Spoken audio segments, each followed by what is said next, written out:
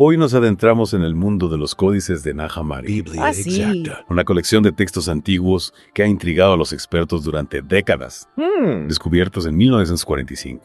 Wow. Estos escritos nos ofrecen una ventana a la diversidad de creencias en los primeros siglos de nuestra era. Es fascinante. Lo que los hace realmente especiales es que presentan desafíos únicos para su interpretación. Como un rompecabezas antiguo, Exacto. que nos reta a descifrar sus secretos. Para empezar, estos textos están escritos en copto, una lengua egipcia que utiliza el alfabeto griego. ¿Qué tan importante es el copto para entender estos códices? Es fundamental. Ajá. El copto tiene variantes dialectales y comprender estas sutilezas es crucial para una traducción precisa. Ya veo. Por ejemplo, muchos de los textos de Nag Hammadi están escritos en el dialecto saídico, que era común en el Alto Egipto. Dominar el saídico es esencial para desentrañar el significado real de los textos. Es como tener la llave correcta para abrir un cofre lleno de misterios. Exacto. Y la cosa se complica aún más porque estos textos no se han conservado en perfecto estado, ¿verdad? Así es. Muchos de los códices están fragmentados e incompletos, lo que añade otra capa de dificultad a su estudio. Los expertos deben utilizar su conocimiento del contexto histórico Claro. y los temas generales de los textos para reconstruir las partes faltantes. Sí, Es un trabajo detectivesco que requiere mucha paciencia Ya. y meticulosidad. Me imagino a los expertos como arqueólogos reconstruyendo un jarrón antiguo a partir de fragmentos. Es una buena analogía. ¿Y qué nos puedes contar sobre la influencia del griego en esos textos? Oh, a la sombra del griego. Muchos de los textos de Nag Hammadi son, de hecho, traducciones del griego. Esta influencia se filtra en el copto tanto en el vocabulario como en la estructura gramatical. Para comprender plenamente los textos hay que rastrear esas influencias griegas hasta su origen.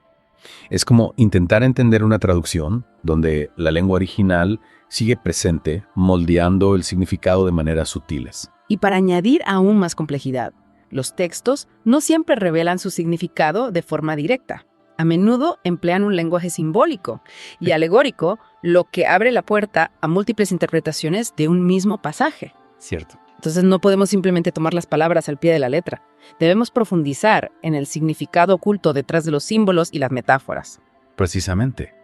Aquí es donde entra en juego la importancia de comprender las diferentes escuelas de pensamiento de la época. Entiendo. Hay que considerar el contexto histórico, las creencias específicas del grupo que escribió el texto y las tendencias filosóficas y de la época. Parece que a cada paso que damos nos encontramos con nuevas capas de complejidad, pero no es precisamente esta complejidad lo que hace que estos textos sean tan fascinantes. Sin duda, el hecho de que estos textos se resistan a interpretaciones simplistas es lo que los mantiene vivos en el interés de expertos y lectores por igual. Biblia exacta. Nos desafían a pensar críticamente y a interactuar con el material a un nivel más profundo. Y esta interacción más profunda es lo que nos permite reconstruir una imagen más completa del pensamiento de aquella época. Así es. Al estudiar los códices de Nag Hammadi junto con otros textos similares, los expertos pueden empezar a identificar las ideas principales.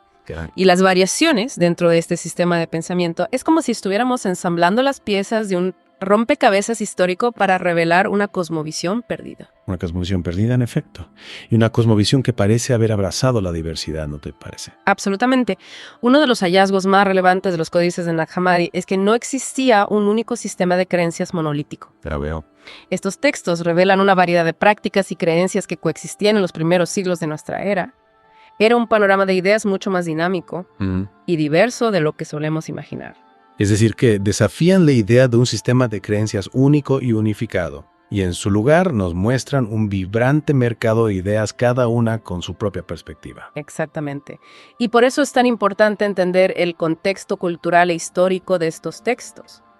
No podemos simplemente imponer nuestras propias perspectivas modernas sobre ellos. Claro. Tenemos que intentar verlos a través de la lente de la época en la que fueron escritos. Parece que el contexto es la clave para entenderlos. Sin lugar a dudas, la filología, el estudio de la lengua en textos históricos, juega un papel crucial en el análisis de la gramática, el vocabulario y la estructura de cada documento.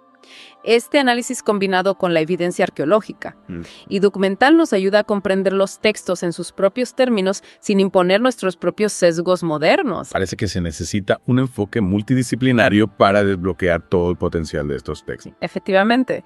Y Biblia afortunadamente exacta. los avances en los estudios coptos y en la tecnología moderna están facilitando la creación de traducciones más precisas ¿De acuerdo? y accesibles de los códices de Nag Hammadi. Aquí es donde la cosa se pone realmente interesante. Sí, el análisis digital digital y la espectroscopia están permitiendo a los expertos examinar textos dañados de formas que antes eran imposibles, lo que conduce a traducciones e interpretaciones más fiables. Así que constantemente estamos obteniendo nuevos conocimientos sobre estos textos antiguos gracias a la dedicación de los expertos y al poder de la tecnología moderna. Así es. Ahora vamos a profundizar en algunos ejemplos específicos, Me parece bien. para ver cómo estos desafíos y perspectivas se ponen en práctica. Primero tenemos el Evangelio de Tomás Lojon 114, un pasaje que ha generado bastante debate. Ah, sí, ese es un pasaje muy interesante. ¿Puedo contar un poco más sobre él? Claro, en el texto copto se lee. Ajá. Simón Pedro les dijo que María nos deje porque las mujeres no son dignas de la vida. Elijo Jesús. Mira, yo la guiaré para hacerla varón, a fin de que también ella se convierta en un espíritu viviente semejante a vosotros los varones, porque toda mujer que se haga varón entrará en el reino de los cielos. A primera vista este pasaje podría parecer despectivo hacia las mujeres, pero ¿es esa la única forma de interpretarlo?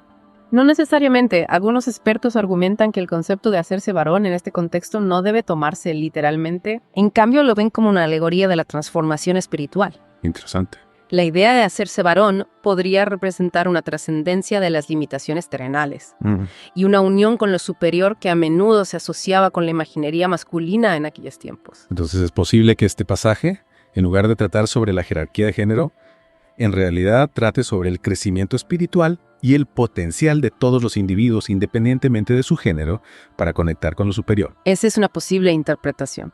Y destaca la importancia de considerar el lenguaje simbólico más amplio y el contexto de estos textos antes de sacar conclusiones precipitadas. De acuerdo, pasemos a otro ejemplo intrigante, el Evangelio de Felipe, sección 67. Ah, sí.